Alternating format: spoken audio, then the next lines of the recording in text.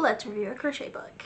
So my name is Allie, for those of you who don't know me, and I'm the maker behind Crochet in the Mud, where I do both crochet plushies as well as pottery. And in today's video, we're going to be reviewing Crochet by Genna's book. We're going to be going over part 2, called In the Land. Now, for those of you who don't have this book, I will show you the part 2 cover. So these are all the animals we will be going over today. I do already have part 1 reviewed up on my page. I will link it up here as well. And down in the description, you can find the link to the playlist for all of these. I will have all 3 parts, or I should say 3 out of 4 of the parts done. I'm not going to be doing part 4, which is food patterns, just because I simply don't care for food patterns. But just to review part 1, the consensus came down to there are way too many typos in this book for how big of a following she has and for how many pattern testers she listed here. So a lot of errors in this book, which gets a little frustrating. And also last week I had the argument that it seemed like most of the patterns were like copy paste, just change a couple of details, whereas it's not the case for part 2. But like part 1, a lot of these were the same kind of design, just with slight differences. I will say though, I do still recommend this book. I think you're definitely getting your money's worth for how many patterns you're getting for this price. And then my other thing I talked about last week was I would not call these super small plushies. Just my opinion, but this time I did them in a mix of Bernay Blanket and Parfait Chunky, and then I do have a Big Twist plush, whereas last time I think I mainly did everything in Bernay Blanket. But we will start by going over them one by one. So first we have the whale. So I did go ahead and make this whale in the, I believe, same colors she had, and I also made it in Big Twist plush. So this is that size difference if you want to see. Same pattern, just vastly different yarn sizes. So this pattern took me 30.36 minutes to make. I only timed one of them, whichever one I made second, because just because you're switching yarns doesn't change the amount of time it takes to make. But the grams of yarn used was very different. So this one was 25 grams, this one used 99 grams. That's not even counting stuffing or anything like that. So they are a little different in price because how I price my plushies depends on time, which is the same for both of them, but then also material costs. So this used more yarn. It's also going to use more stuffing because it's much bigger. So this one I'm charging $22. This one I'm charging $28. I have had a similar whale or like this color combo in the past that sold, but I will say my complaints about this pattern is these fin proportions are way off. So the tail fins you crochet beforehand and then you crochet them into the round. These are huge compared to the rest of the whale. And then the front fins are chains while you're going around, and these are tiny. Like, this needs to be bigger, this needs to be smaller. These could have also been a crochet ahead of time and crochet into the round. But I was excited going into it thinking that I would have a smaller whale pattern to make, but I think I'm going to stick with my other whale pattern, which actually requires sewing. I don't believe there were any errors in this pattern, but you'll see on the screen if I forget to mention, or if I do mention, I will put the errors found in that pattern on the screen in case you haven't yet made these patterns and you want the errors corrected before you go into crocheting and have to figure it out yourself. The next pattern up is the Friendly Frog. Now this one I've had made for quite a while. Like I mentioned, it has been a process where I started making these patterns as soon as the book came out, which I don't recall exactly when, but I'm pretty sure it was early of this year, and they've been sitting in a bag waiting for me to make this video. So because I make 2 of each pattern, if they were identical, I did go ahead and bring one to markets while the other sat for the video. So this one has sold at market. I believe it came with me to a couple of markets before it finally sold. I personally think it's ugly, but that's just my opinion. If you like this frog pattern, all for you. But this one took me 21 minutes and 21.75 minutes and used about 61 grams of yarn, and I charged 21 for this. It looks like it does have some cat fur on it, so oops. But as soon as this guy sells, I'm never making this pattern again. Now this one did have an error in it. I remember being very confused when I made it. So which round is it on? It'll be on the screen, but one of the rounds had an extra 2 stitches in it. So definitely didn't math, but so there's that guy. And then the next on the list is the Terrific Turtle. And I have not yet had the chance to bring this to market yet. It'll go to a market today, but that's my last of the year. So if it sells, or if it sells in one of my stores that I move it to after the market, by the time I edit this, I will put it on the screen. But I did go ahead and do the same colors she did. This one was really fun, and I definitely think I'll make more of these in the future. My only complaint is I can't tell. I think the tail is too long in proportion to the rest of it, but it's about the only complaint I have about this one. And then you do have the option to tack up the head or not, and I didn't, and I can't decide which way I would like to do it. But super cute pattern. The only thing I had to change was, so the head you make and then you single crochet it shut to later on crochet it in the round. But I found I had to add stitches so that it lined up correctly to where the face shaping is for the head. But that wasn't too big of an issue. I just wish there was a note about, you know, in most patterns you might need to add a couple until you get to that point, but it wasn't mentioned. But that's not the end of the world. This one was the longest make of the bunch, which I'm curious how big it would be in Burnet Blanket. But of course I only made it in Parfait Chunky. I made the exact same color combo twice. So this one used 45 grams of yarn and took 52 minutes.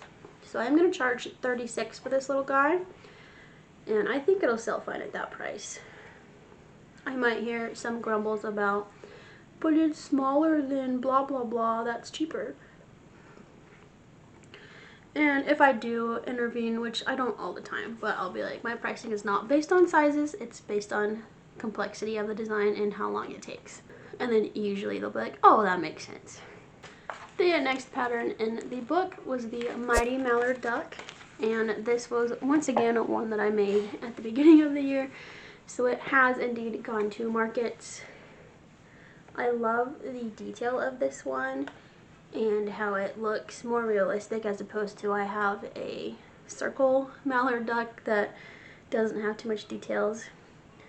It did sell already at a market, and this one's also 36, so like, if same price, but just look at that size difference. But that's because this yarn is much smaller. But this one took me a little bit less time. It only took me 45.5 minutes. So about 7 minutes faster.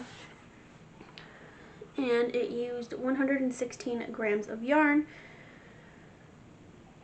So a little bit of that upping it for the 7 minutes was just how much more material is this used. I definitely think I would make this pattern again. But I guess currently on my markets I'm having a weird trend of ducks and chickens not selling as much as they used to. So we'll see if this guy sells, and then based on that we'll determine if I make more in the future.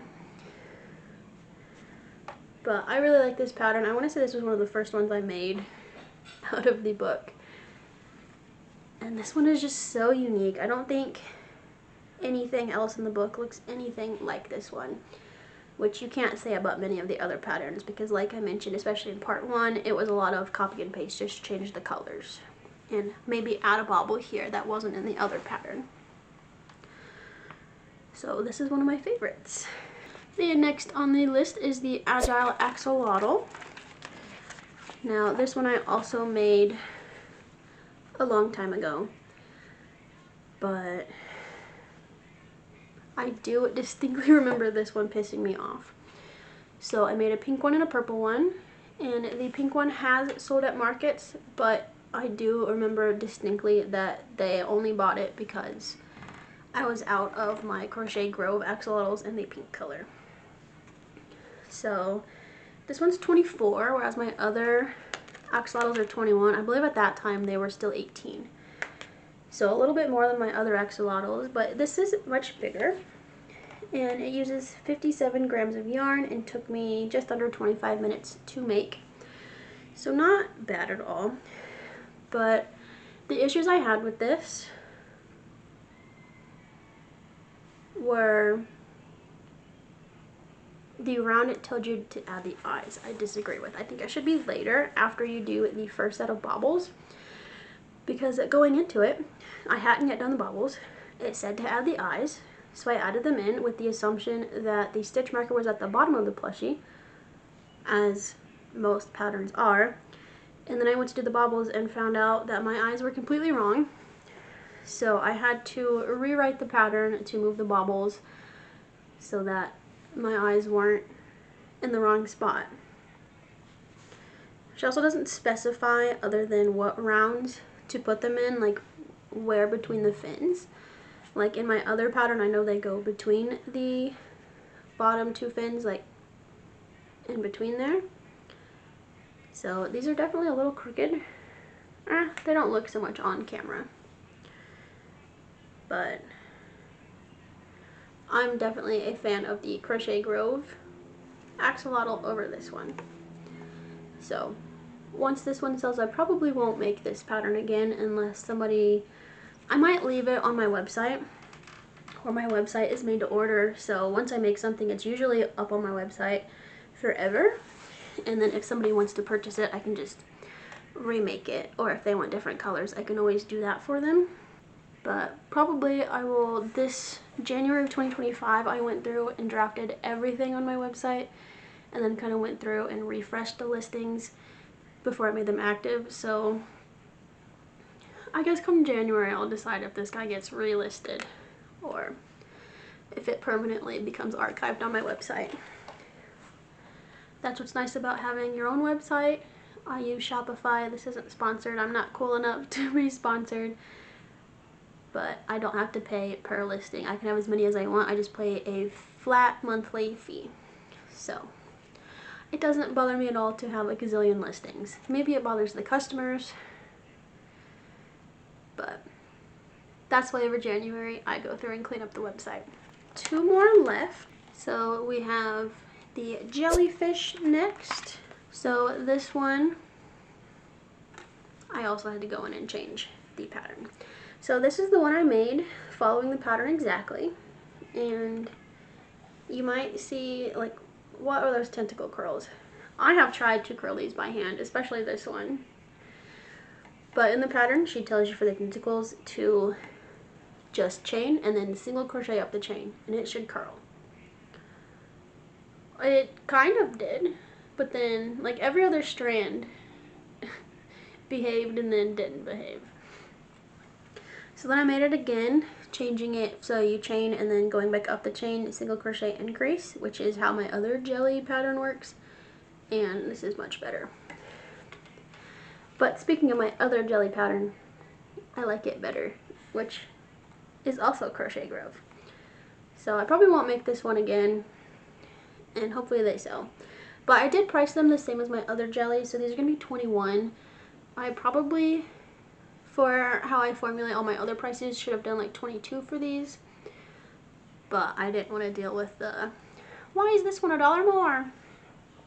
So this one took me just under 32 minutes and used 32 grams of yarn, whereas my other jelly pattern is quicker for me and I think is cuter. So this, I believe, was also the exact same color she used in the, or was it? It's not the same color she used. This is just one that I don't know what color to pair it with to use it up. And then we have one more pattern left in part 2, which is the Fabulous Fish.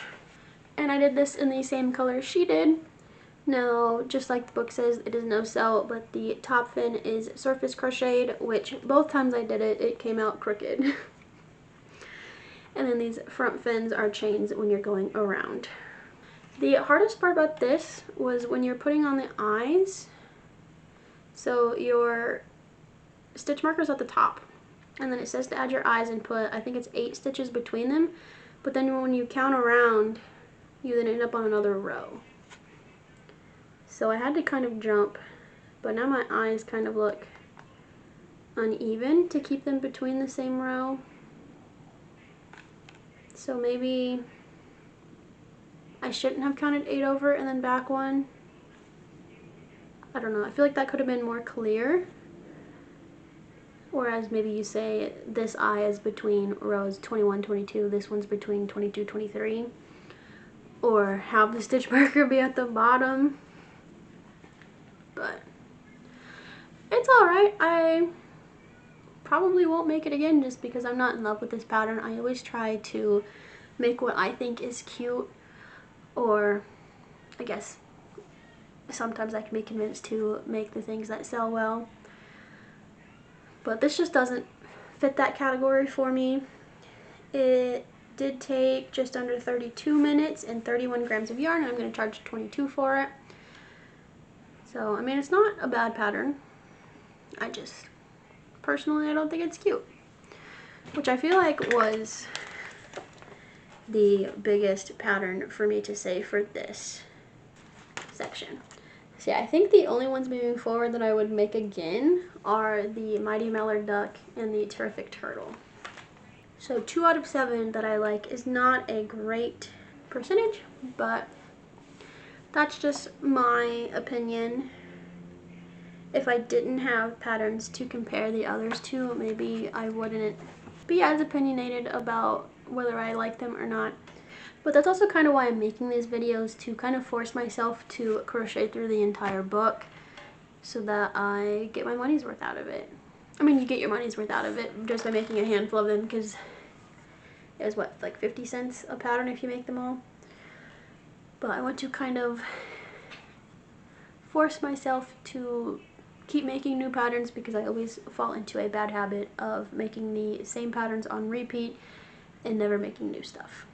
Especially with, I believe, the part 1, I mentioned another book I have, and I've only made like 1 pattern from it, but all of the patterns are adorable, so why have I not made more? I also recently got this book, and like, if I'm gonna buy the book, I should make the patterns inside. I even had to make that a rule for myself when I do other patterns. That's so, like, currently my Etsy cart has like 100 patterns in it. But I made a rule that if I buy a pattern, I have to make it immediately, because I kept spending my money on patterns and not using them. So now we'll quickly go over and sort the patterns based on how long they took. So of these 7 patterns, of these 7 patterns,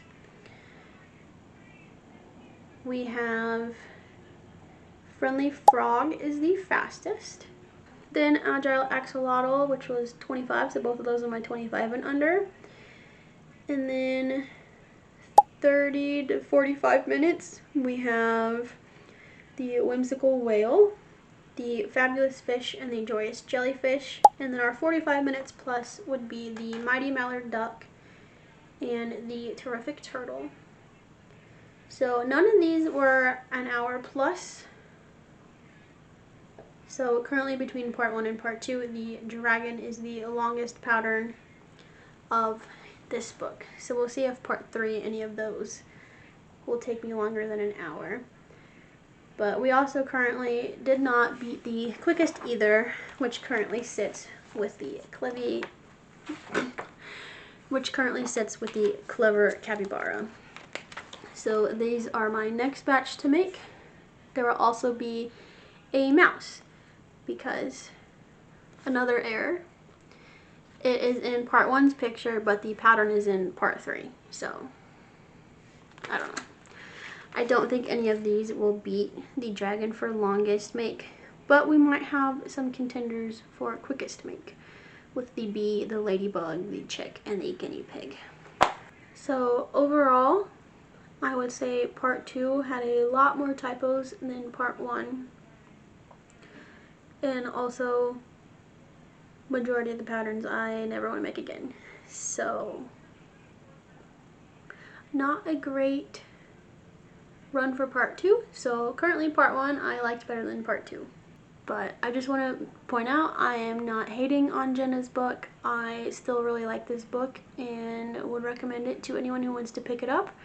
I'm just sharing my honest opinions where I wish there would have been a lot more focus on to details, where like one of the patterns, the numbers didn't add up.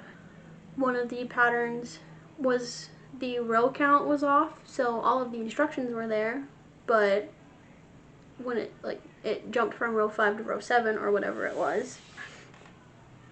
Easy things like that could be fixed. I think one of the patterns had a ×3 instead of a ×2. You will have seen all of these errors as you go through. I just, of course, forgot which patterns had the errors as I was telling you. Now I do scan in all of my patterns, so I have the book, but then I scanned them into my iPad so that I can go ahead and write. I don't think it'll pop up. I can make notes. Like on the head, I was able to tell myself that I need to add 4 single crochets to the end of that in order for it to line up, or if there's an error I can correct it on my end. But that's not something I should be having to do for a book that sold so many copies. Thank you so much for watching this video. I hope you found it educational. Let me know if there's a book you think I should check out. But thank you so much for watching this video. I hope to see you in the next one. Bye!